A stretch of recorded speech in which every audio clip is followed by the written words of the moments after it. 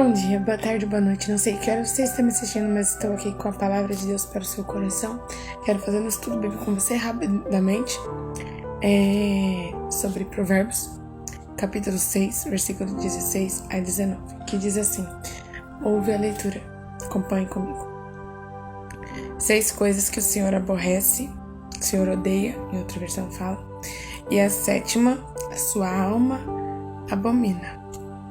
A alma de Deus, que está falando assim: olhos altivos, língua mentirosa, mãos que derramam sangue inocente, coração que trama projetos iníquos, pés que se apressam a correr para o mal, testemunha falsa que profere mentiras e o que semeia contenda entre irmãos. Vamos lá, vamos falar um pouco de cada coisa dessa, tá? Vamos lá. 6 coisas que o Senhor odeia. O Senhor aborrece significa odeia, tá? Olhos altivos. Aqui representados altivos. São pessoas altivas. Pessoas que se orgulham de coisas corruptíveis. Pessoas que se acham melhores que as outras. Se orgulha por ter um carro, se orgulha por ter uma casa grande, se orgulha por ter um emprego que lhe dê uma boa vida financeira, se orgulha de coisas materiais que ele tem e acha que é melhor que os outros por isso, se orgulha da sua capacidade eloquente de falar, se orgulha de um diploma, de um curso que ele tem. Tem pessoas que se recebem uma medalha, se orgulham daquilo e se vangloriam e prestam glória a si mesmo, se achando melhores que os outros, e só veem isso como algo muito grandioso diante de outros que não têm, ou que não receberam ou não têm a mesma condição de alcançar aquilo. São pessoas orgulhosas, soberbas, altivas, e que por isso acabam desprezando outros e tratando outros de forma que desagrada a Deus, sem amor, pisando em outras pessoas com suas palavras e sua forma de agir, por terem algo que pensam que de fato tem grande valor. Mas Deus foi bem claro ao dizer na sua palavra.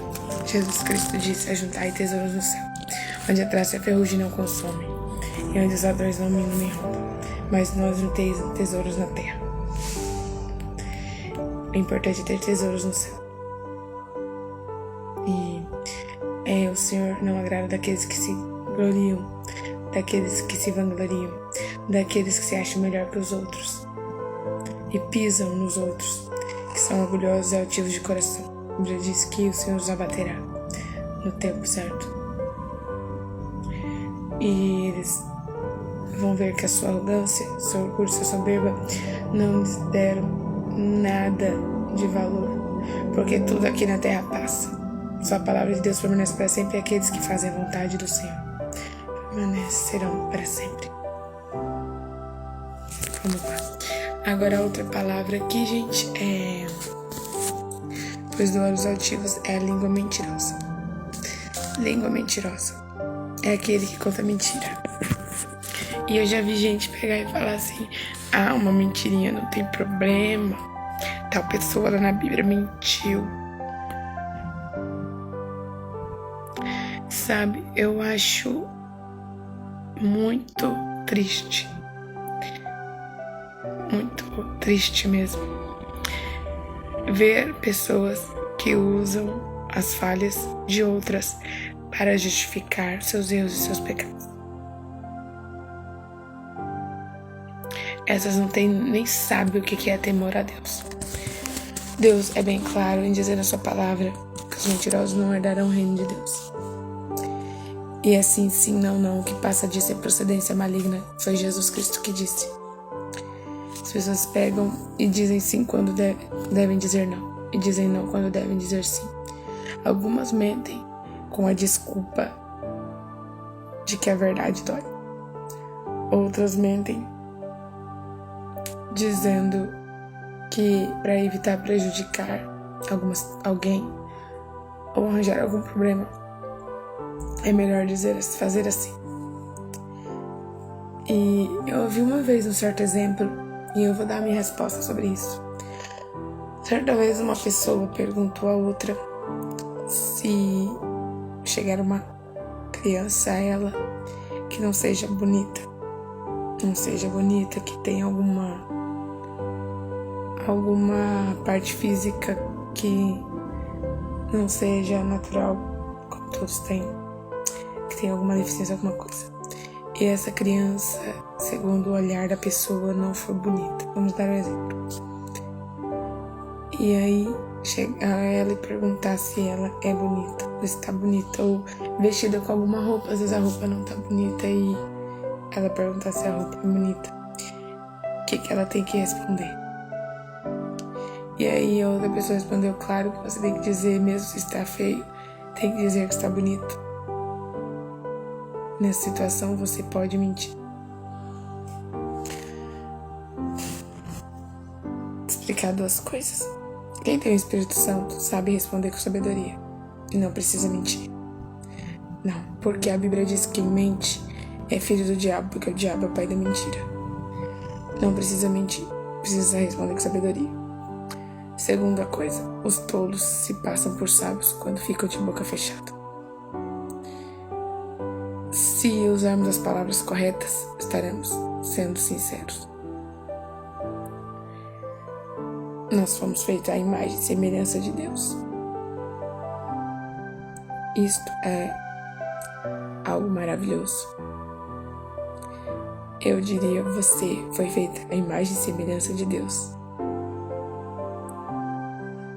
Aos olhos do Pai, você é uma obra-prima. A gente tem que ter sabedoria para responder. Você é linda porque Deus te fez assim e Ele te ama assim.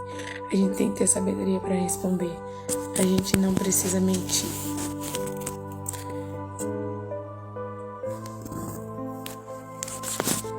Então, mesmo que fosse uma pessoa adulta que perguntasse, a gente não precisa mentir, a gente tem que ter sabedoria para responder. Então, e quando necessário, é melhor se calar para ser sábio, para ser considerado sábio. Mas a mentira nunca será uma saída ou uma solução para quem é filho de Deus. Então, língua mentirosa, já expliquei. Mãos que derramam sangue inocente são aqueles que assassinam outras pessoas, tiram a vida do seu próximo. Coração que trama projetos iníquos, ou seja, coração que trama planos perversos que vão contra a vontade de Deus. Aqueles que planejam tirar a vida de crianças inocentes, planejam tirar a vida do próximo, que planejam prejudicar outras pessoas, não só fisicamente, emocionalmente e de outras formas. São projetos que vão contra a vontade de Deus, iníquos, ou seja, pecaminosos. São coisas que Deus odeia, tudo que eu tô falando aqui. Pés que se apressam a correr para o mal. Muitas vezes as pessoas preferem correr para fazer maldades, correr para locais que desagradam o Senhor. Preferem andar por locais imorais, locais que são abomináveis aos olhos do Senhor, que não há luz, mas sim trevas. As pessoas correm para as baladas, para as festas, para beber, para as noitadas, como dizem muitos por aí. Mas quando são chamadas para ir à casa do Senhor, não querem ir. São chamadas para um culto, não querem. Mas para festas,